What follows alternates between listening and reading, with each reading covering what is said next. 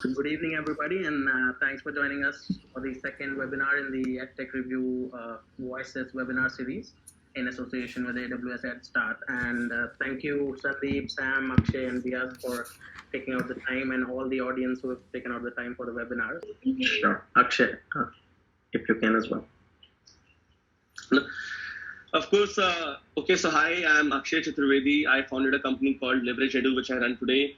Leverage Edu is focused on college admissions. We help students across the entire country, India, focus on college admissions, predominantly focus on countries abroad. And we are 160 people company spread across 6 cities in India, growing fast, largely backed by Bloom Ventures and DSG Consumer Partners today. And it's fantastic to be a part of this panel with Sandeep, Vyas, Utkarsh, my, I think, forever rocking moderator. And I think thanks again to EdTech Review and AWS. I think I was just going to tweet this out today. Very interesting when I saw the poster of this event.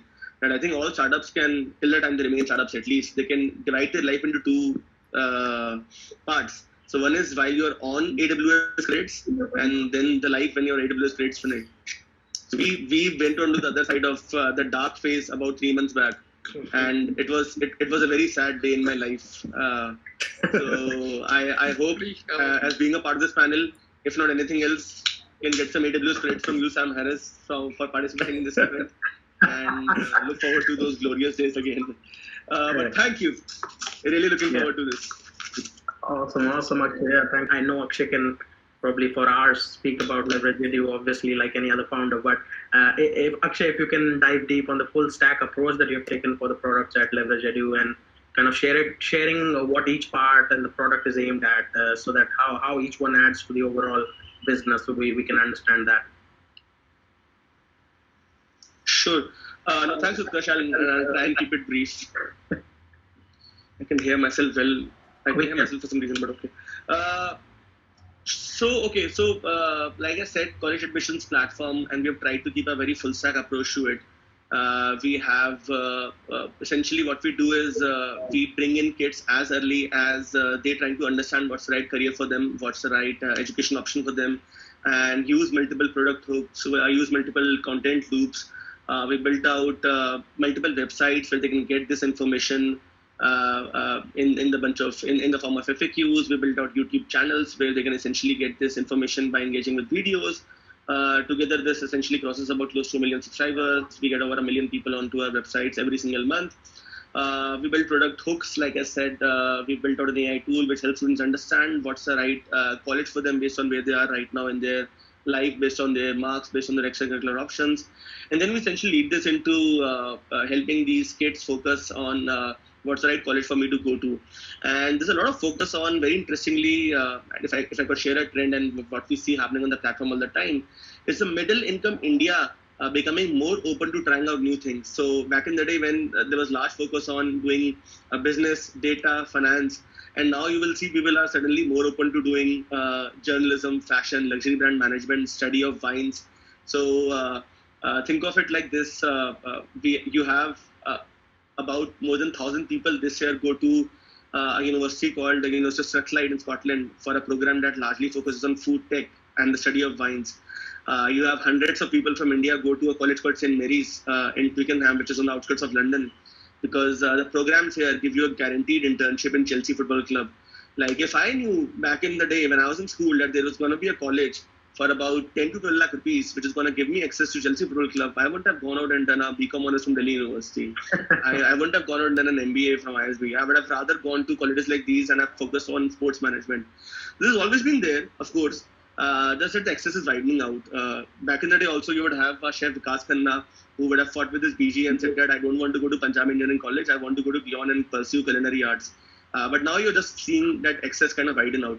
So we do that. We help people understand what's right for them using a bunch of assessments, and then help them apply to this college. And we have multiple models there.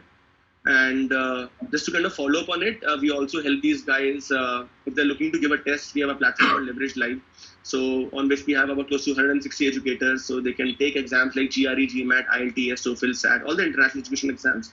And post that, once this person, this bright girl and guy gets an admission, we help them with stuff like helping them with their education loan, their visa services, their accommodation options, so on and so forth. So that in some sense we become a one-stop shop for this person who's looking to go out and pursue their education abroad.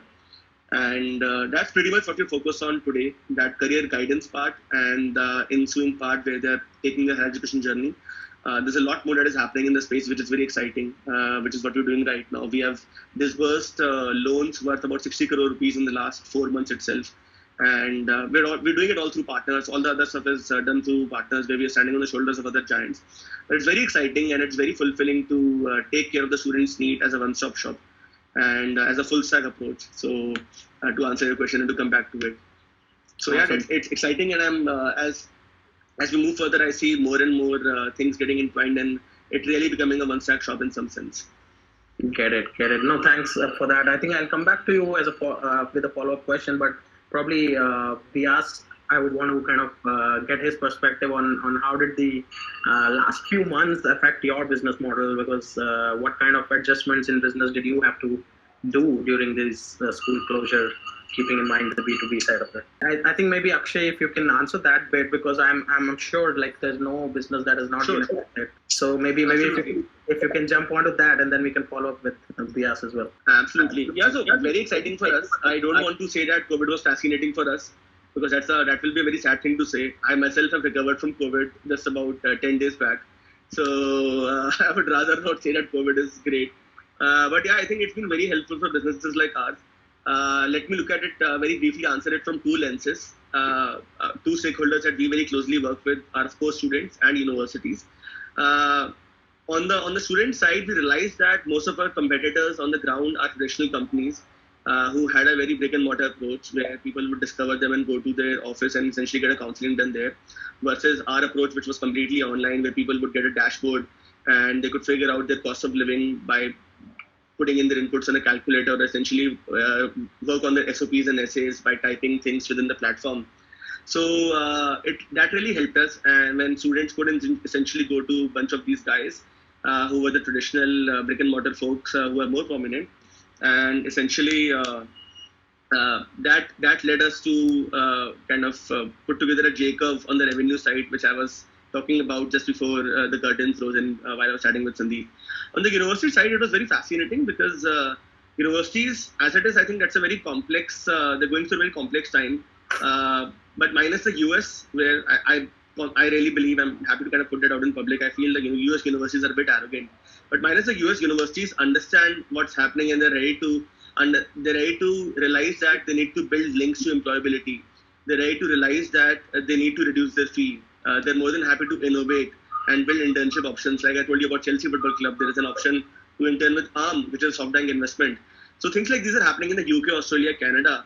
And universities also realized, these other universities minus the US, realized that they would need to work with online players if they want to really make sure students are able to discover their universities at one go. So in fact, we launched a platform right when COVID came out called UniConnect, which got a lot of traction in the media as well.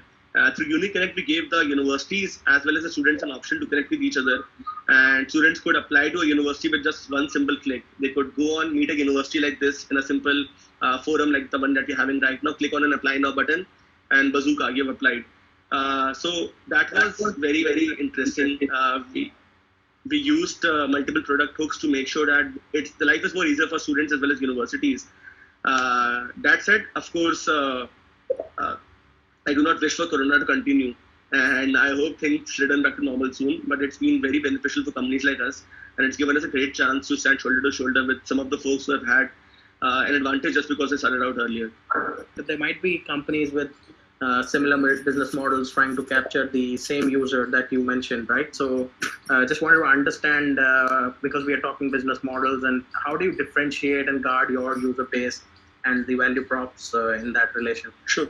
Utkarsh, that's a great question. I think a lot of value prop, I of course won't go on and share everything in terms of differentiation.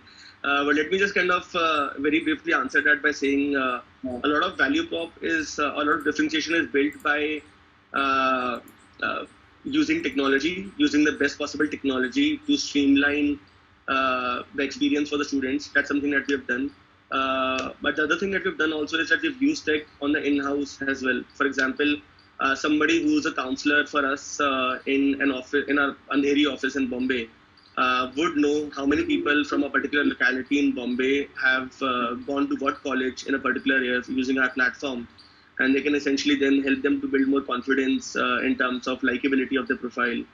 Or we essentially also make sure that all our counselors, all our consultants get enough resources and more so that they can go about and just focus on executing their everyday and ensuring that the best possible counseling experience is being given to the students. And everything else, right from the management of the student lead to everything done in the background with regard to the students' college SOPs, to anything that they need in terms of their documents, to their referrals, to a bunch of other things that are all taken care of. So they're all taken care of within the tech that we're essentially building in. So a lot of focus on ensuring that great products are built not just on the outside for the student, which are continuously adding value in their journey, but also ensuring that the right products are built internally so the team can scale really, really fast. At the same time, also I think what's really helped us over the last year and a half to scale a bit faster is building the right relationships in the ecosystem. I think nobody understands the value of that more than you, Utkarsh. So, but I think in our case, going out there and given we are an international education business, having a bunch of universities working with us despite essentially trusting us, despite this having worked with a lot of older traditional players back in the day, like the likes of Pearson and all. So, for example, we are working with Purdue, National University of Singapore. We are working with a certain department of Oxford University right now. So those things lead a lot of give us a lot of credibility in terms of going out and reaching to more clients. At the same time, what we've also done, just the last one, there is we've constantly tried to also build moats on the supply side. For us, the supply side is the universities, right? So to make sure that the students' experience is more seamless, we want to ensure that the university share their APIs, the university share their application and the entire completion process right till the students actually get to the university gate, be it in terms of their loan, be it in terms of their accommodation, be it in terms of they finishing their immigration process. So we've been able to convince more than 100 universities to open up their APIs, share those with us, directly connect them within the platform. And those things have been really, really useful for us to not just build an OS on the university side, but at the same time make the experience very, very easy and seamless. So I can essentially guarantee right now, like the bunch of players in our space, a bunch of them more funded than us, largely abroad. But I don't think any of these guys can have the same product thinking, or at least now have a better product than that we do have in the market right today. So I think those are definitely some modes that have been able to help us in our journey over the last 12 to 15 months more particularly. Got it.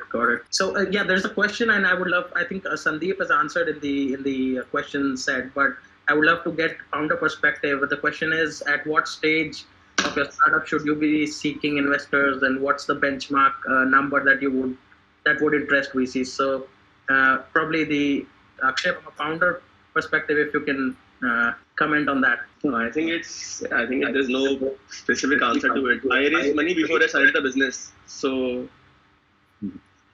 I had a check in my hand before I left my job. So I think it was very different for me. From angels who had believed in me, from a bunch of professors, from alumni, from all my ex-bosses put together. So different for me, definitely. But if I have to add something on top of it, I would say the right backers are there. I think the venture capital or angel investing as a asset category has grown like crazy over the last couple of years. There's so many people who have made money from startups in the last 5 to 7 years. They all want to come in and put their money in startups because they know that only this category can kind of grow in 300% and 500% and not like a 5% or a 7% in an FD or in mutual funds. So if you think of it from that perspective, there are enough people who want to back younger entrepreneurs who want to work really, really hard. That capital is out there. I think the question is now changed to, do I want to take capital to dilute myself? And I think this is something that people kind of figure out later. So I would, in fact, I'm sure Vyasar can answer that in a better way. I was now we are 4 years into this, and I've met him at I meet him once every year. This year I haven't met him in person. I get to meet him in conferences. Because you always think about how people choose. because he couldn't make it to a tech review conference, I think. Oh, that's right. That's right. Pun intended. No, but I've always, like it always hits you. So now when I'm raising money at a slightly when dollars really matter, I can easily think about, hey, you know what, I could have skipped that round. You know what, I could have skipped those 5 people. I did not need that extra 25 lakh rupees. I could have this could have easily been done internally. I could have built this product by taking 2 more months. And I think the value of giving up equity is something that you realize slightly later. As a first-time entrepreneur who's kind of just was figuring things 4 years back, I see that value now. And now, essentially, when I speak to people who are at Series C, Series C stage, who have been raising money, they are very conscious about raising any further money or raising it at the right valuation, because they want to make sure that they hold enough equity when the company is going public. Otherwise, the retail folks are going to beat the company shit out when it really matters, and when you really kind of, as an entrepreneur, you're going to make cash from the company. So I think there's no one path. But I think if you want to raise funds, there has never been a better time. Of course, Sandeep knows that EdTech is hot and all of those things that we read in the Pink newspaper every single day. But if I was to look back in the day, and I would have to give advice to somebody, I would say take it slow, build, and conserve your equity. The money will flow in. Just focus on the consumer and building out the best product out there and making revenue. Awesome. Yeah, so I think that's a great founder perspective. Akshay, I just wanted to understand from you, because we spoke about the acquisition channel from a B2B perspective, but for you, I think what changes do you think are required to cater to different markets in India? So which cities do you focus on, and how are they different in terms of their, let's say, customer behavior or the response to the channels you operate for? No, for sure, absolutely. I think what we've realized is that the insights that you can get by directly speaking to users on ground are incomparable to anything else that you would do. We haven't been able to do too much of that this year, but yet we have kind of gone deeper in proven markets already, like Punjab and Andhra. Because, like, let me kind of take 30 seconds, digress for 30 seconds and share a short story. This friend of mine runs a short form video app. We all know TikTok. We all know what happened to them in the last couple of weeks. So this friend of mine, he had this very irate customer because there was this girl based out of Jabalpur in the central part of the country. And she used to be very popular TikTok influencer. She had about 100K plus followers. And she realized as soon as she migrated from TikTok to the new short form video app, she as soon as she would sit in the rickshaw and she would go to the supermarket, people will recognize her. And she started to take offense on that. She said, hey, you know what, people are recognizing me on the street, I'm not happy with this. And the idea of the founders reached out and said that, you wanted to be famous, that's why you were making all these videos. And she said, no, I did not want it to be offline famous, I wanted to be online famous. And it's crazy to now think back and realize that TikTok had figured this out. So TikTok would make your feed viral only in a city which is at least 120 kilometers away from your domestic place where you're kind of shooting these videos. Because people don't want to kind of expose themselves in the local terrain. They want to be online famous. They don't want to be offline famous. I would never have thought of an insight like this without actually speaking to the user. So I would like to kind of just take that analogy back to, I think, education as well. We can talk for as long as we want till the cows come home. But the way the real India, or to say what's now become a buzzword, Bharat versus India, the way Bharat really reacts, the way a Dove is shown as a rich man's soap, but the real users of Dove are all these poor people who are buying the 8 rupee sachets. The education will continue to be sold as an aspirational category in this country. And people who engage with education in tier 3, tier 4, tier 5 largely still do that based on credibility, based on reputation, based on referrals. And for that, you really need to go deep. It can't be completely online. I'm a big believer in that, even though I'm an online company. And there has to be enough, what's the right word for it, enough proof points created in their immediate surrounding for them to choose an option versus another one. So that's true for Byju's, that's true for any one of us as well who are much smaller. And that will always remain. There's a reason, and Akash continues to kind of go out. And for the first year, just to kind of make this Deshan is a friend, but I'll still make that comment. Sandeep is on the panel. It's very interesting that everybody, Vedantu, Vamsi, Deshan, everybody focused on the fact, for the first couple of years, they focused on the fact that their platform was online. But now, this year, everybody's doing the same things that Akash used to do and talking about their results. So now everybody's advertising the same way, if you come to think of it. Because everybody has realized that beyond a certain point of time, the fact that you're online or you have the best platform doesn't really matter. The real motive is in making the customer successful. Is the customer successful? Yes, no. If he or she is successful, people will throng you. If not, that's really how it's going to kind of flow. So I'll just end it with that line. You need to build that credibility in your local surroundings as well. And it's easier said than done because this country is very, very wide and very, very deep. Got it. Awesome. So I think we're running late, but thank you, each one of you, for your time on a Tuesday. And I appreciate your insights. And thank you for being a wonderful audience. And we'll keep coming with newer webinars in this series. And thank you to AWS EdPad for the support.